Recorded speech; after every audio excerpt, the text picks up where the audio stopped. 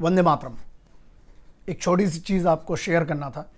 और लॉकडाउन लगने के बिल्कुल एक दिन पहले मैं सब्ज़ी लेने गया था।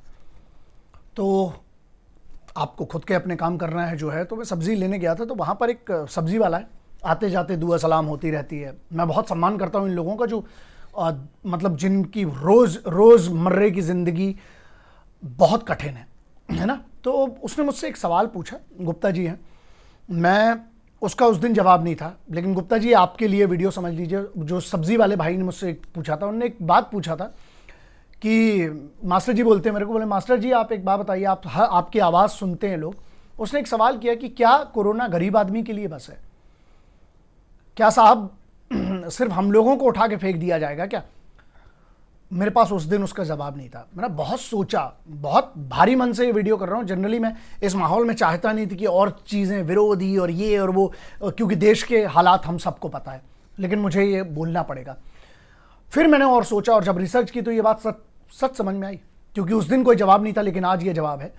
ज़रा इस पर सोचिएगा कि आम आदमी पर चालान लग रहा है, तो ये रैलियों पर और ये जो भीड़ इकट्ठी होती है, चाहे किसी भी धर्म के नाम पर हो, चाहे किसी भी पार्टी के नाम पे हो, चाहे किसी भी रैली के नाम पे हो, इन भीड़ों पर चालान क्यों नहीं कट रहा है? जब जिम्मेदार लोग गलतियां करते हैं और जब अमीर आदमी गलती करता है और जब ताकतवर आदमी गलती करता है, तो फिर किससे मालूम है? सिर्फ एक आशा लगाई जाती है और वो लगाई जाती है संविधान से, कानून से। तो कानून का डंडा फिर क्यों नहीं चलता है? नियम गरीब के लिए क्यों अलग है, अमीर के लिए क्यों अलग है? अगर कॉन्स्टिट्यूशन ऑफ इंडिया, अगर हमारे संविधान ने समानाधिकार दिया है, तो ये भेदभाव क्यों समझ में नहीं आता है? दूसरी चीज, जब हम किस पर भरोसा रखते हैं? आप किसी एक पर तो रखते होंगे, मैं भी किसी पर रखता हूं, लेकिन वो सुप्रीम पावर जो है, वो सुप्रीम पावर आपके कारण किसी और की जान जोखिम में डालने का मुझे तो नहीं लगता है कि किसी ने कहीं से भी अधिकार दिया है। तो सिर्फ ये सवाल है, मैं रख रहा हूं। और मुझे यह लगता है कि चाहे वो रैलियां हो, चाहे किसी भी पार्टी की रैली हो, मैं इस बात का विरोध करता हूं कि नहीं, आप किसी आम आदमी की जान जोखिम में नहीं डाल सकते। तो चाहे ये बात आप रैलियों की कर लें, चाहे अब ये बात लॉकडाउन, बिल्कुल बनी बात है, या तो साहब सबके लिए बराबर हो या फिर सबके लिए खुला हो। यह कैसी बात है कि अगर किसी के पास ताकत है तो उसके लिए कुछ नहीं? अब जो चाहे वो हम बात यहां, मुझे पता है मैं जो ये वीडियो कर रहा हूं ये बहुत खतरनाक है। क्यों? क्योंकि आजकल तो ये माहौल क्या हो गया है, मैं किसी धर्म के खिलाफ की बात नहीं कर रहा हूं, मैं सीधे, और जो बहुत बड़े ठेकेदार बैठे हैं, चाहे वो किसी भी धर्म के, चाहे हिंदू मुस्लिम सिख ईसाई, किसी भी धर्म के जो ठेकेदार अगर बैठे हैं, ये बात बस ध्यान रखिएगा साहब कि धर्म को पालन करने वाले ही लोग अगर मर जाएंगे तो धर्म चलेगा कैसे? जो लोग हमारे हाथ पैर पड़ते हैं, हमारे हाथ चूमते हैं, हम चाहे नमाजों की बात करें, चाहे आरतियों की बात करें, अगर लोग ही नहीं बचेंगे, अगर इस महामारी में लोग ही मर गए, तो क्या काम का रह जाएगा फिर? हमारा काम है कि धर्म से रास्ता दिखाना। धर्म का मतलब क्या होता है, या किसी भी मजहब का रास्ता क्या है? रास्ता दिखाता है वो। तो रास्ता दिखाएं। मैं हमेशा से कहते आया हूं और फिर मुझे वो बात याद आई और फिर से कहता हूं कि ना गिरजाघर जानता है, ना गुरुद्वारा जानता है, ना मस्जिद जानता है, ना शिवाला जानता है। जो भूखा है बच्चा वो निवाला जानता है। लॉकडाउन की जरूरत है, मैं भी बैठा हूं, ऐसा नहीं है साहब, सब बैठे हुए हैं।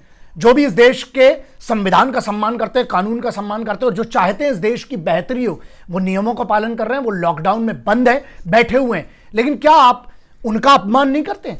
जो वहां पर, मैंने एक फोटो देखी, गर्भवती डॉक्टर, एक गर्भवती महिला, पुलिस की एक महिला, वो या वो लोग जो पुलिस के लोग हैं,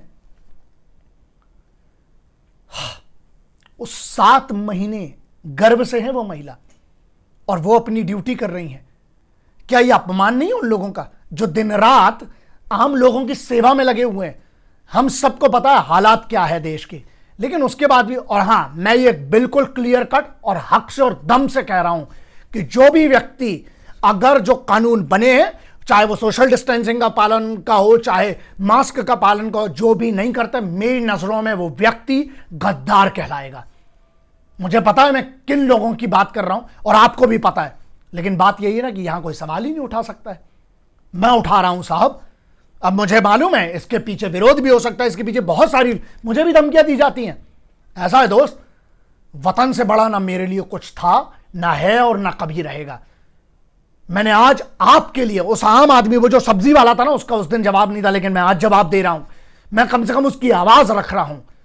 मुझे लगता है जिन लोगों तक ये पहुंचना चाहिए वो बहुत जरूरी है। अभी भी वक्त है, सुधर जाओ, वरना अगर इस देश में लोग ही नहीं बचेंगे, महामारी में ऐसे लोग मर रहे हैं यार, मासूम आदमी। दो ही चीजें मेरी मांग थी, आज है और आगे भी रखूंगा।